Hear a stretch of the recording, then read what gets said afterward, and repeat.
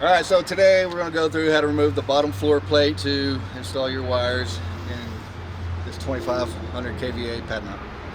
You can see your floor plate. You have your bushings you can remove for your wire to be piped in.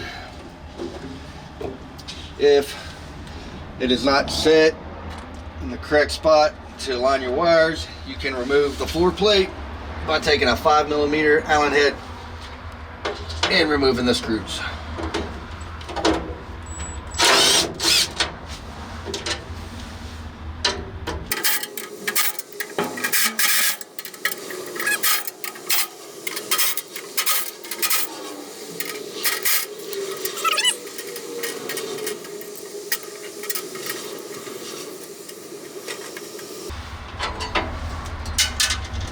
And there you have it.